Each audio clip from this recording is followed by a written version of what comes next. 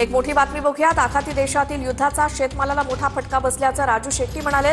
द्राक्ष, कांदा, टरबूज मालाला सगळ्यात मोठा फटका बसलाय असं राजू शेट्टींचं म्हणणं। शेतकऱ्यांना थेट मदत करून नुकसान भरपाई देण्याची गरज असल्याचं देखील शेट्टी म्हणाले।